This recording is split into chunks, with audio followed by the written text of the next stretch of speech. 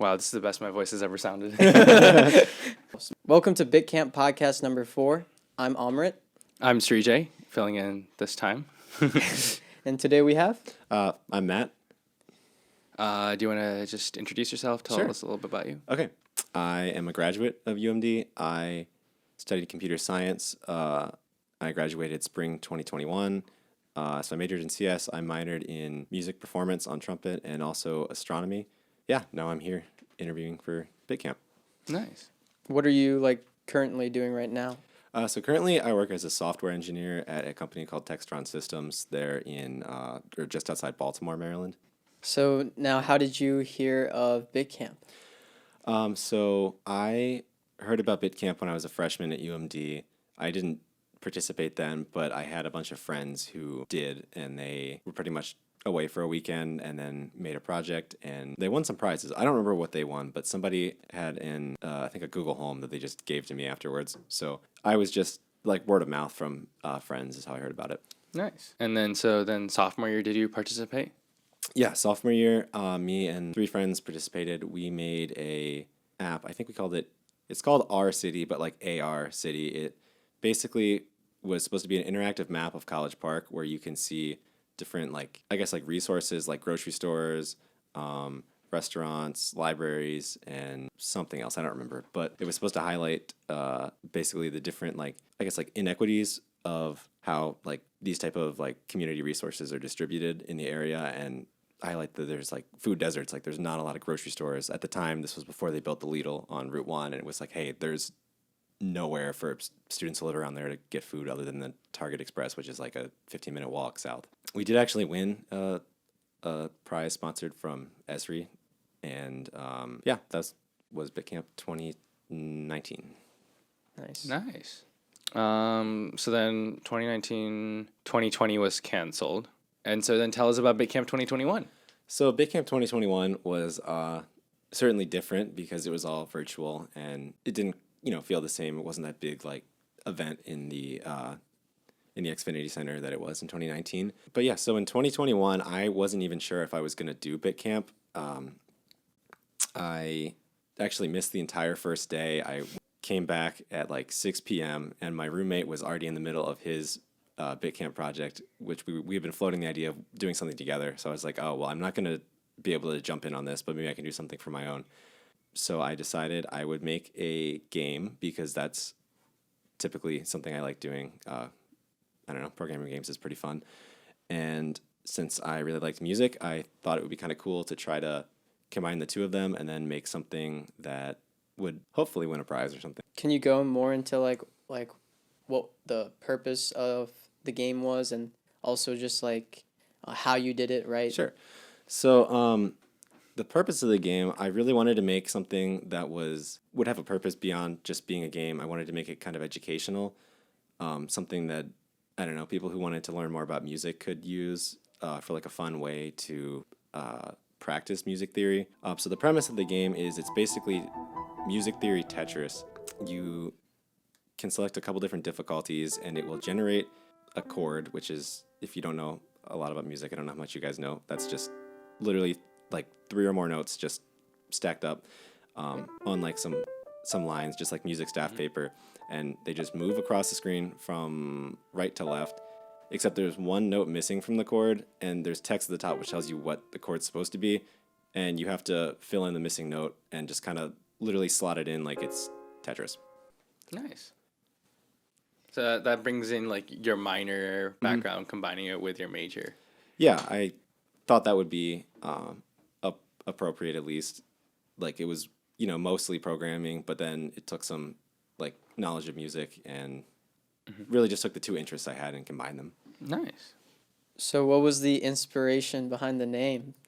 So the name A la Breve is just something that I thought sounded cool. I'm pretty sure it just means double whole note. It's just a music term. I came up with it at 7 a.m. the day it was due because I needed something that sounded kind of cool. There's no significance behind it at all, but here we are. Yeah. So what prizes did you win? So I won it was either called the most Bitcamp or the best Bitcamp prize, but it was I guess the primary like corporate sponsored prize, I received a hammock and some camping utensils. Nice. So even That sounds very Bitcamp. even with like the day off, you still were able to win. That's kind of crazy. Yeah, I didn't really expect that because at the time I didn't really go for any of the prizes in particular. I was just thinking like, it's my senior year, last chance I get to do Bitcamp. I'm just gonna come up with something cool and make something. So that was really a shock for me that it won a prize. How, like, can you go into a little in depth of how you built it? Sure. I mean, I haven't worked on it in almost a year at this point, so it might be a little fuzzy on the details. But so I built it using the Unity game engine, so all the coding was done in C#, like a level-based game. So every level, it just picks a chord out of some like list I hard-coded of, I don't know, like maybe like G minor or A major or C major, and then it'll I guess just kind of generate the actual like notes that are in that chord. There's like a formula to it. And so then once you have those, I just pick a random one to remove and then create the actual notes on the screen from that. That's most of the programming. The other big thing is that it actually will play the music that that you create by the time you like fit your note into the chord. I forgot where I downloaded this from. It was some university or conservatory's website, but they have like an audio archive of every single note individually played on a piano. And so I just assign that to all the different pitches that the code is generating. And just by playing all those sounds at the same time, it actually like plays the chord exactly as it would hear or as it would sound if you played it on a piano. Nice. So you can hear like very visible, very audibly when you get it right versus if you put the note wrong and it'll just, sound wrong like you just smashed some keys on a piano. That's pretty cool. Is there a part maybe outside of just like the programming aspect that you really liked when you were in the in-person bit camps?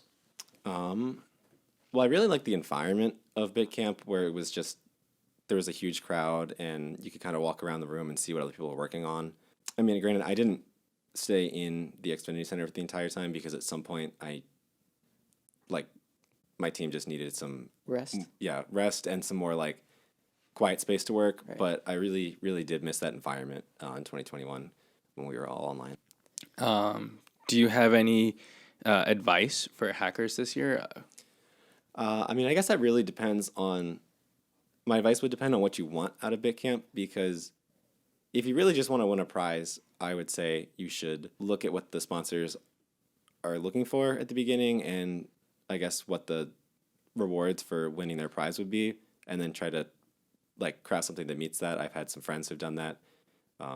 My roommate, who I didn't end up joining for Bitcamp 2021, actually won the Courier Prize because he made a game specifically like using their API and won a PS5, 4 controllers for it, a PS5 store gift card, and AirPod Pros. So that was pretty cool for him. This is what you could be winning. It is. But if you just want to make something just to create something really cool and have like an excuse of like, oh, here's this hackathon, I'm going to make something really cool, I would say just go for it. Spend some time thinking about a cool idea. Don't worry about if it's going to win you anything or not, and just do it. Just go for it. Going back a little bit, so did you formulate all these ideas for Alla Breve like the day of, or were you already like thinking of like, this is what I want to do going into Bitcamp like last year?